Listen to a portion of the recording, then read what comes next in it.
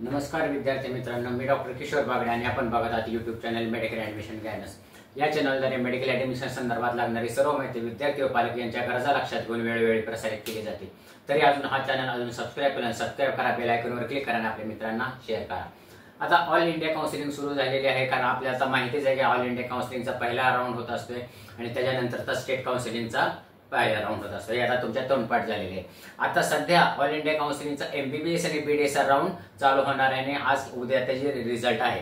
आता all India counselling BAMS आणि BHMS साठी काय, तर त्याला काय म्हणतात, ऑल इंडिया काउन्सिलिंग BAMS साठी जे असते त्याला आपण आयुष काउन्सिलिंग म्हणतो। लक्षात घ्या, आयुष काउन्सिलिंग म्हणजे काय, तर BAMS आणि BHMS साठी जे काही ऑल इंडिया काउन्सिलिंग कडून होतं, म्हणजे गव्हर्नमेंट इंडियाकडून जे काही हे होतं ऍडमिशन होतात त्याला म्हणतात आयुष काउन्सिलिंग।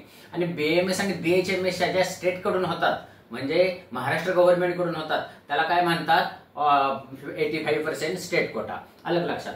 तर आजचा आपला विषय आहे आयुष काउन्सिलिंग म्हणजे काय आणि तो त्यांनी कोणी करावे।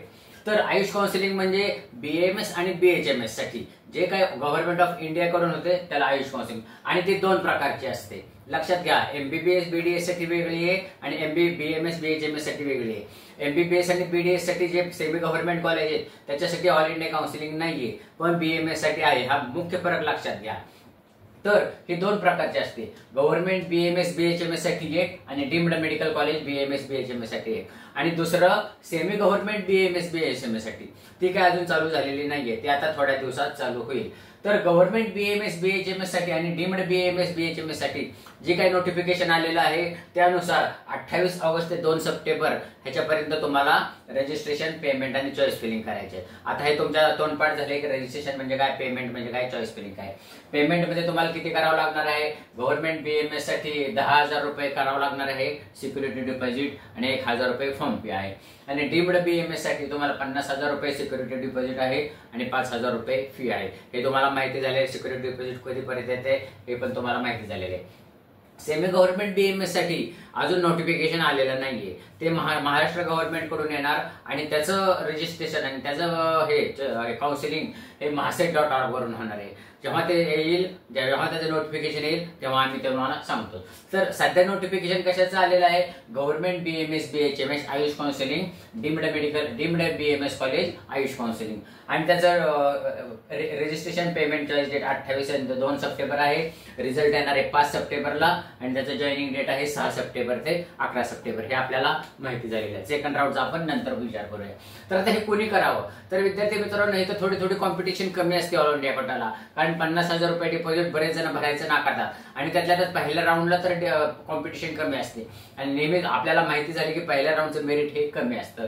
तर आमचं कसं म्हणणं आहे, ज्यांचा नीट स्कोर अबव 400 आहे, ज्यांचा नीट स्कोर अबव 400 आहे त्यांनी सरळ ह्याला ऍप्लिकेशन करावं। ज्यांचा नीट स्कोर 400च्या वर आहे त्यांनी गव्हर्नमेंट BAMS BHMS ला ऍप्लिकेशन करावं। लागला तर तुमचा नंबर लागू शकतो, हे काय म्हणजे लॉटरी पद्धतीने असतं, तुमचं लक असेल तर लागू शकेल।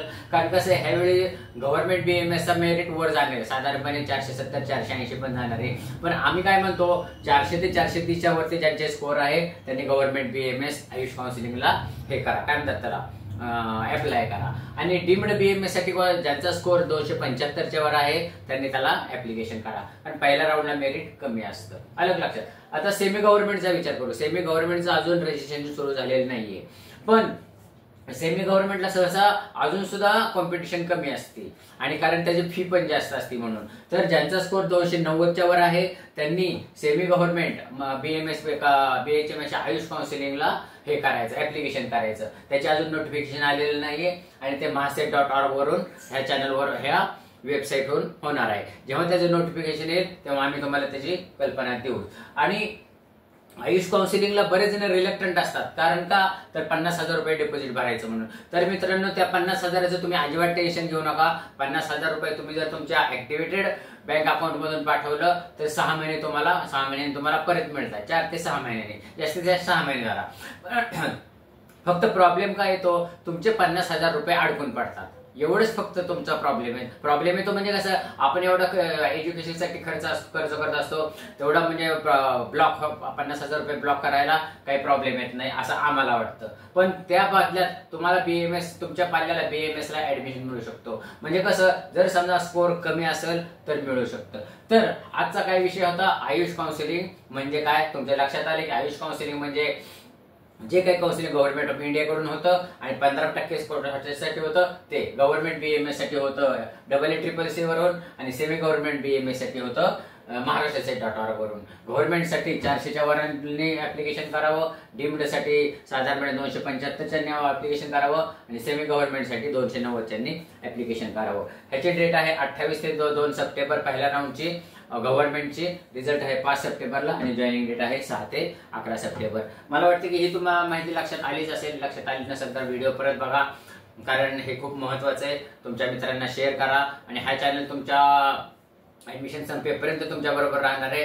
ह्या चॅनलला बेल आयकॉनवर क्लिक करा, आपल्या मित्रांना शेअर करा आणि सबस्क्राईब करा. एवढं बोलून आजचा विषय थांबवतो. जय हिंद, जय महाराष्ट्र.